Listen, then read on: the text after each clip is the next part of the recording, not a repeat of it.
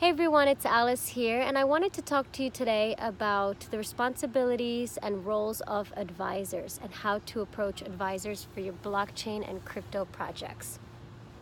So first of all, there are different types of advisors that have certain responsibilities on an ICO. So for example, you'll have media advisors, marketing advisors, ICO advisors. Sometimes the ICO advisors cross paths, let's say with the marketing advisor, and sometimes the advisors have multiple roles.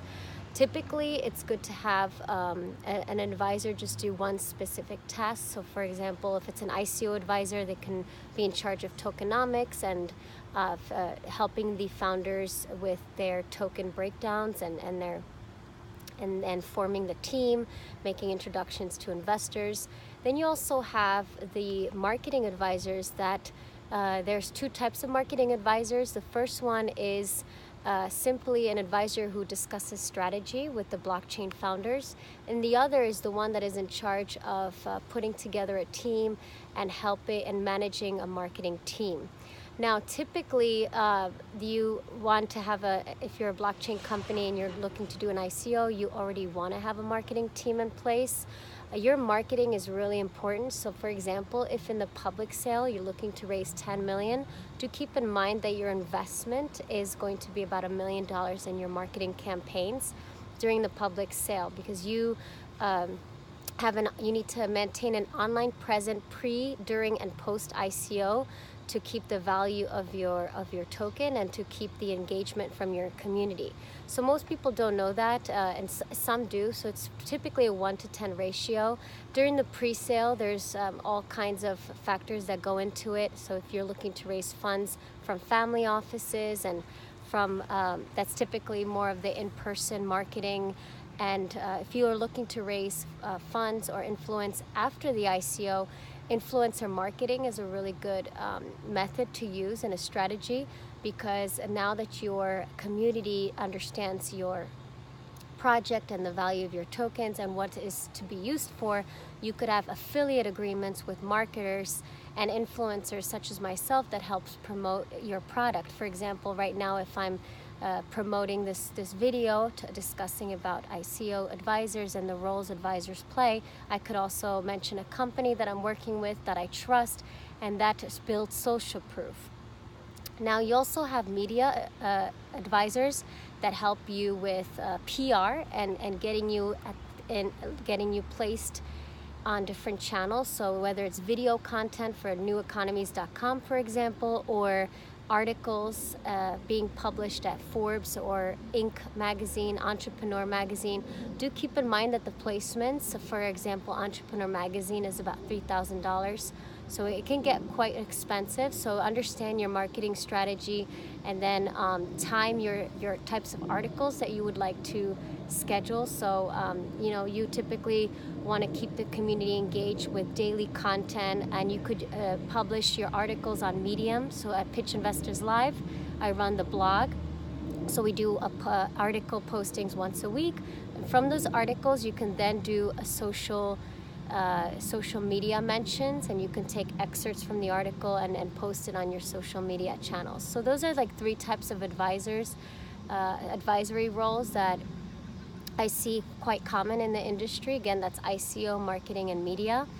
Now, do keep in mind that advisors they do a lot of, the good advisor at least, also maintain the relationships with investors. They're out there traveling on your behalf, speaking on your behalf at conferences, networking, a lot of email exchanges. So it's a lot of work. And so when you're approaching an advisor, please do not approach them with, I have the best project, become our advisor, we'll give you tokens once we complete our ICO. It's a pay-to-play model that I prefer. There's a reason that advisors take retainers, and there's a reason why they do the model of fiat and tokens. Until advisors can pay rent and for food with tokens, there's still fiat, and cash is still king. So it's, again, as we're making a transition into a new economy and new payment methods and new ways of creating value, we still can't reject the old way, and we're just simply building upon. So we use a fiat system, retainers are in fiat, we build upon it with blockchain and crypto, and so we accept tokens. And as having somebody that is your advisor, you know, there's room for negotiations both from the founder and advisor. And like for myself, I've worked on over 10 to almost 10 to 12 different projects in the past few months.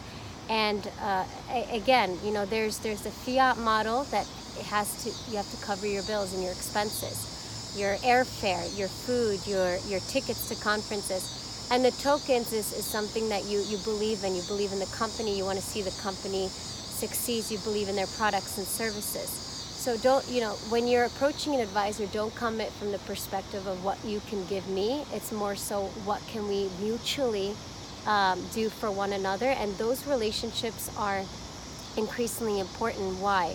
Because as there are a lot of competition and demand, there's very few advisors that are quality and that can deliver upon the promises or the deliverables in a contract.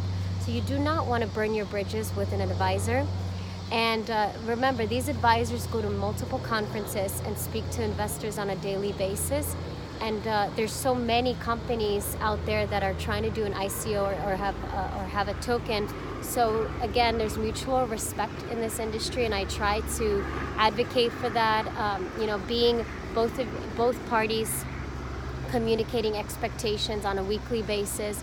Again, when you become an advisor, it's not hands-off, it's very hands-on, and sometimes it's up to the founder to say to the advisor, you know, we need more presence and more participation from you, and that's okay, because it's really all comes down to communications. So if you're a good communicator, and that's the first start of being a really good advisor.